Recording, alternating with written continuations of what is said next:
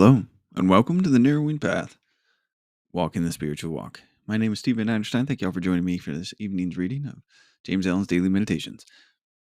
This, of course, will be fresh to you, fresh to me, meaning that you'll get my genuine response, reactions, observations, and what I relate to about the reading. Because this will be the first time that I hear it or read it right here on this podcast with y'all. Now, I've been thinking a lot about yesterday's reading, and it makes you realize you got to kind of refine what you're doing sometimes. You need to check in like that. That last line, what it is easy to mistake reverie for meditation. It seems pretty like a no-brainer to me too when you read it, but when you actually sit there and you go, oh, that's a good reminder. It has an impact. So I'm looking forward to seeing what today's brings us. That's for sure. And what other information I can pull out of it. This has been a very, very, very good last couple of days for me. I hope it's been that way for y'all as well. So here we go. This is today's reading, October 14th, from James Allen's Daily Meditations.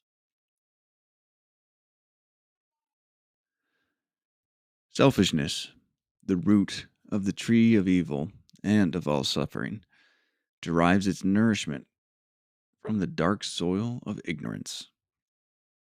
Beautifully written. The rich and the poor alike suffer for their own selfishness, and none escape. The rich have their particular sufferings as well as the poor. Excuse me. Moreover, the rich are continually losing their riches, and the poor are continually acquiring them. The poor man of today is the rich man of tomorrow, and vice versa. Fear, also, follows men like a great shadow. For the man who obtains and holds by selfish force will always be haunted by a feeling of insecurity, and will continually fear its loss.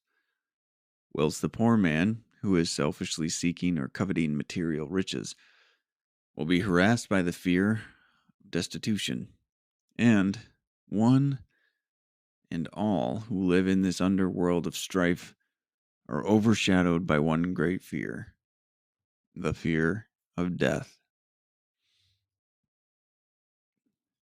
Each individual suffers by virtue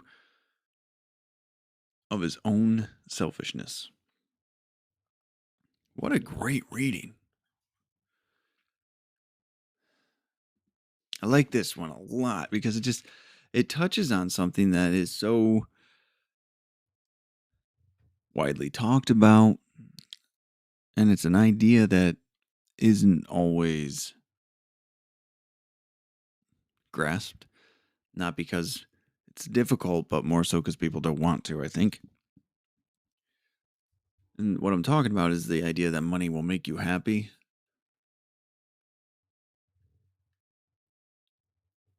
I don't. We live in a society where a certain amount of money will effectively help you live more comfortably. And for a variety of reasons, that can affect an individual's perception of what happiness is. But the truth of the matter is, anything earthly, anything of this material world really will not suffice. It might give temporary relief. It might, what's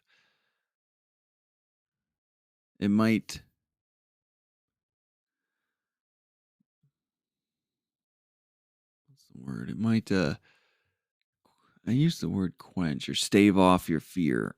How about that? It might stave off your fears for a little bit. But it will not give you a continuous feeling of contentment with life. It just won't. There's no amount of money that can do that, I believe. So, all right, well, let's go through this line by line. I love the way it opened up. and how it really brings ignorance to the forefront of this again. So here we go. This is selfishness, the root of the tree of evil and of all suffering, derives its nourishment from the dark soil of ignorance. And recently I had a little side conversation with somebody about the word ignorance, and it's been turned into a demonized word in a lot of society today. If you call someone ignorant, they're going to usually react poorly because they're ignorant to what the actual definition of ignorant is. Well, let me look it up because let's watch. You're gonna hopefully it means what I think it does. If not, you're gonna be present to me realizing I owe someone an amends. Ignorant.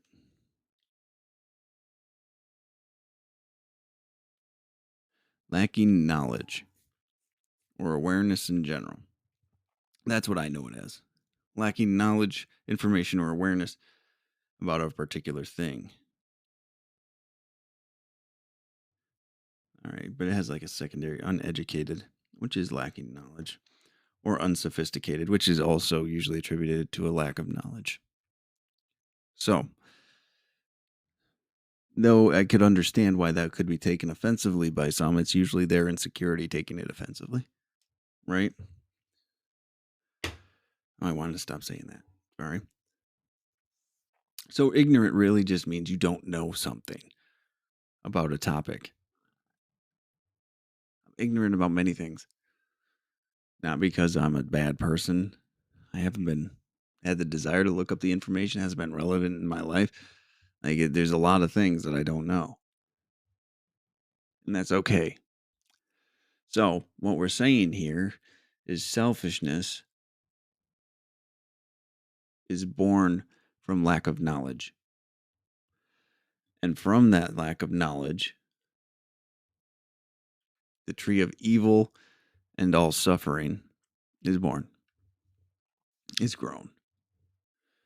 Because people begin to take selfish and self centered actions, which then hurt and affect others.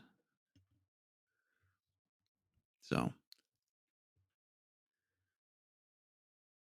it's a lack of knowledge, it's a lack of understanding.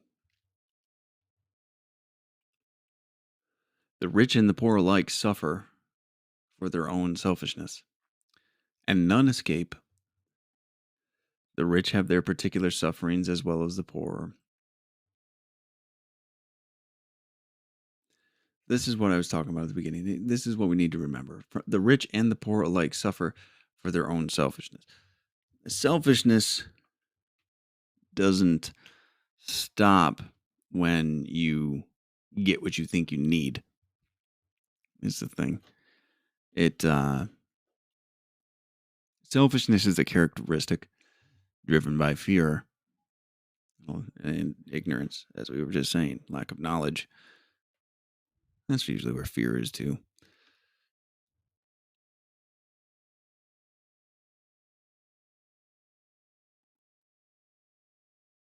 So, everyone suffers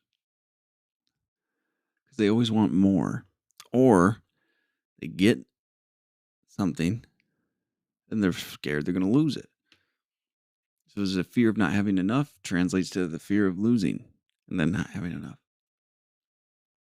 So, there's many that have all sorts of riches, material possessions, and properties, or whatever you want to say, that are just as miserable, or even more so, than those with less.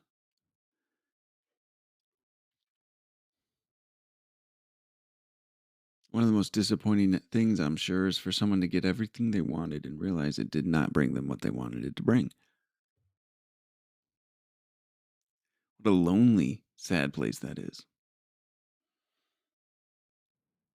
So, the rich and the poor alike suffer for their own selfishness. They do. and none escape. All will suffer from their own selfishness. All. That's why the selfishness needs to be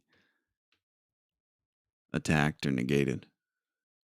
Treated, maybe. It's a better way to say it. The rich have their particular sufferings as well as the poor. They don't look the same, and some would rather have one than the other. I get that. But the reality is, to pick your poison, really.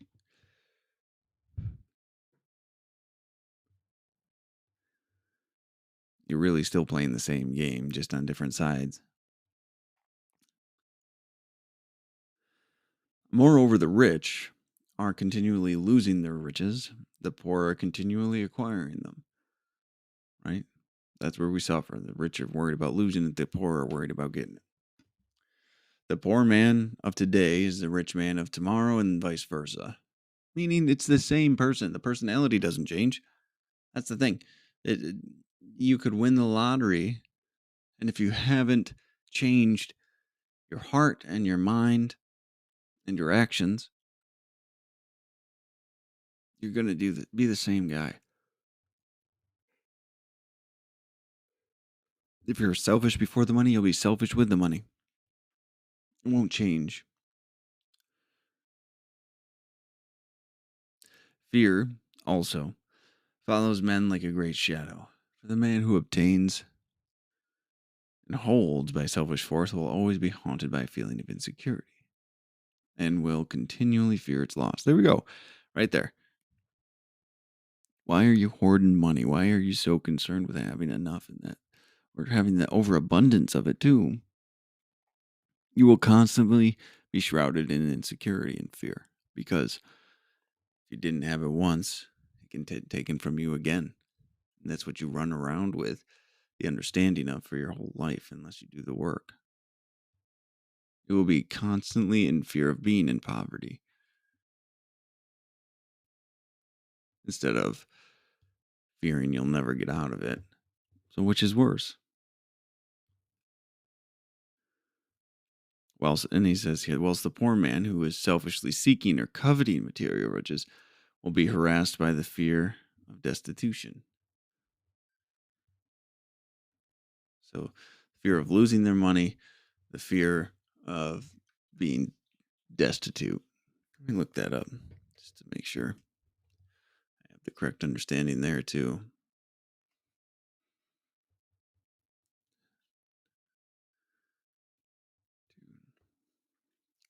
Without the basic necessities of life. So yeah, it's all this mindset of lack, not enough. We're going to lose it all. We won't have what I need. Won't have enough. Same fear, just looks different depending on money. Still drives people to do selfish and self-centered things. And one and all who live in this underworld of strife are overshadowed by one great fear, the fear of death.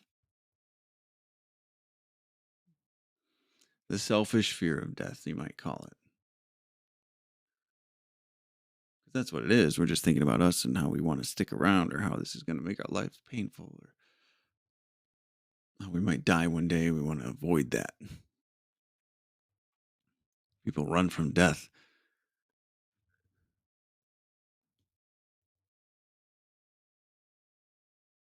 Thinking they could beat it all the time. It's quite insane to me. And that's what's driving both sides of this coin. You're on the coin, which is the fear of death. And you either have them, in this instance, we're talking about having riches or not having riches. You're on the same coin. Not one side is better than the other. Love this closing line. Each individual suffers by virtue of his own selfishness. Your suffering is born from your selfishness. And your selfishness is born from ignorance. So your lack of knowledge, my lack of knowledge, it causes me to suffer. I suffer at my own hand a lot. And that's just the truth of the matter. Very rarely, if at all, have I ever suffered at the hands of someone else. So, well, all right. That was a great reading. Loved that. Good principle, good perspective to hold on to, guys. So, thank y'all for joining me again tonight, though. I'm looking forward to seeing what halfway through October brings us, and we'll see what happens. So, until next time, thanks.